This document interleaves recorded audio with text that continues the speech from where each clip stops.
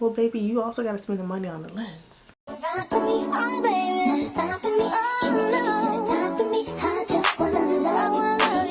Now that your girl finally found time to really set up my chatty space, like whenever I'm gonna do like sit down talks with you guys, your girl is going to be doing more of these. In today's video, we're going to be diving into some of my, well, one of my favorite cameras I like to use for content creating. So if you got a little money, you want to splurge a little bit and you're looking for the right camera to use for content creating, let's keep on watching. If you guys are new here, my name is Natalie and I create content all around beauty, fashion, lifestyle, and tech. Your girl's also a photographer on the side. I like to create videos to help you guys out. So if you guys, I have so many different gadgets and I realized like, okay, if I'm not going to be using them all the time, at least let me let you guys know which ones I love. And currently one of my favorite ones is the Canon R6. So that's what we're talking about today. As you guys may or may not know, like I said, I do photography on the side and usually the Canon R6 is my first camera that I'm gonna choose, especially when it comes to sit down videos. But it's not always the first one I choose. I also have another camera, the Sony ZV-E10, if you guys want me to do another video on that, because I do have another video when I first got it.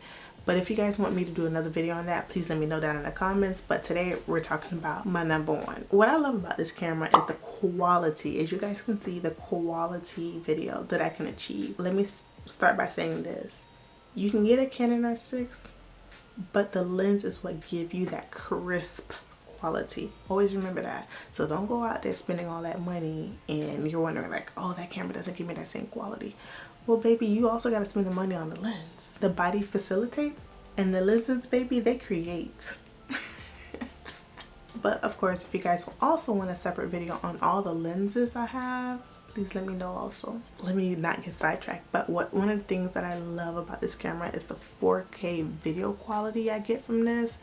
This camera, baby, amazing. I haven't had the chance to take it out because she's expensive and so is the lens. So I try to keep her at home unless I have a photo shoot. Other than that, this baby is home and the quality of video it produces is chef's kiss. I absolutely love this camera. Moving on to audio. Okay, so I can get a little lazy sometimes when creating content, as we all, but what's a great video without great sound, right? So I use the Rode Video microphone. I've been using her for a long time. I also have another microphone which is like the newer CM28. I got her on TikTok shop, I believe, and I don't use her as much because the last time I did use her, the sound quality came out weird. So I'm like, okay, let me go back and actually read the handbook and startup guide to this to see how I can reset this in order for the sound quality to be great. But other than that, until I do that, the Rode Video Micro has never let me down and she's my go-to. And the great thing about this is that it doesn't need a battery. And one thing I also love, it just like any other microphone, it comes with the shock mount. This mic is definitely a game changer. Let me give you guys an idea as to what it sounds like when I unplug it. So this is the sound quality without the microphone plugged in, so you guys can get an idea. It's not as bad. It doesn't sound too bad straight out of the camera, but when you plug it back in, the sound quality sounds better, right? Yeah. So always remember this whenever you're creating a video. If you can't, that's fine, as long as you get your point across with like nothing going on in the background.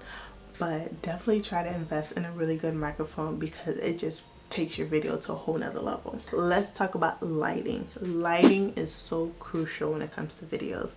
As you guys can see, I actually have two lights pointing down at me like this, and I also have my vanity light on me, and I also have like a practical light in the back, which is the light bulb that has different settings on it. This is obviously not sponsored, but I just wanted to kind of show you guys. I got this light bulb on Amazon and it comes with so many different like colors.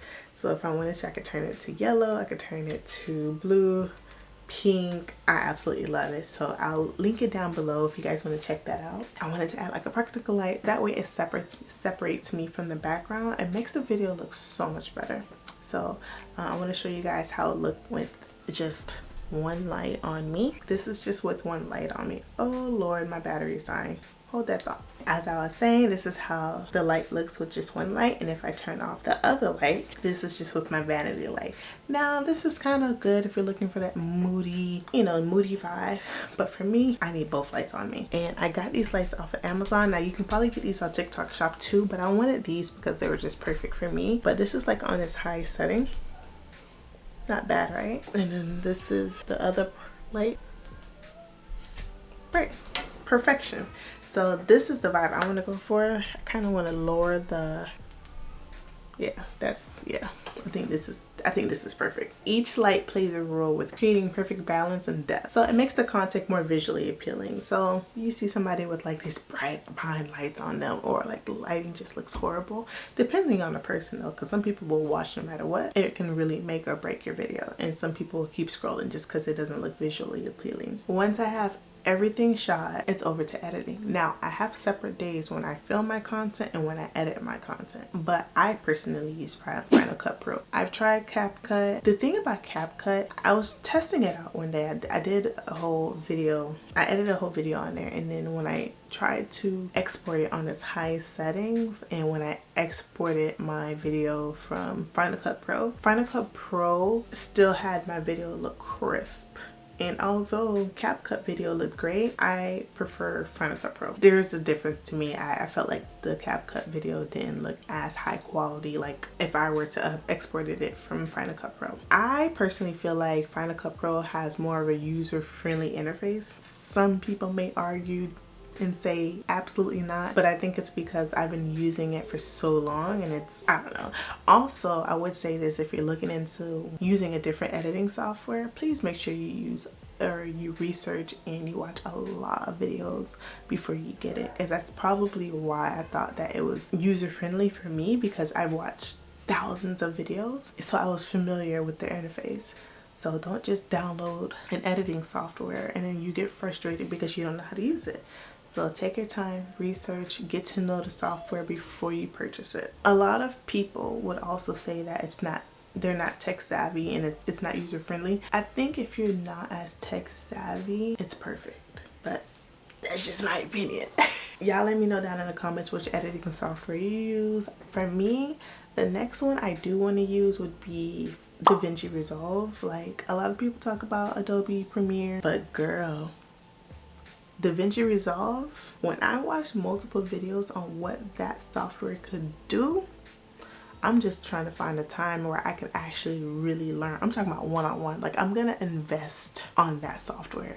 Like, invest. It's a free software, but I'm gonna invest. I'm gonna find someone that can actually sit there with me. We meet up once, twice a week, I don't know, to teach me how to use that, because DaVinci Resolve is number one. That's number one. It outbeats any editing software you could think of. That's the one I really want to learn, but in due time. I don't have the time right now, but eventually I will, and I will learn it. And that is a wrap on my favorite content creation camera. I truly hope that you found this video helpful. Always remember this: the camera is just a tool to enhance your creativity. The real magic happens with your vision. So you can use your phone and bring your vision to life. Once you start rolling and you start getting that community, then you go ahead and invest in a good camera. Don't forget to like, comment, and subscribe if you haven't already. Also, let me know down in the comments if you want a deep dive into the lenses I have, or any other gear that you want me to talk about that I have, because it's a lot. Thanks for watching, and I'll see you guys in the next one. Peace and love.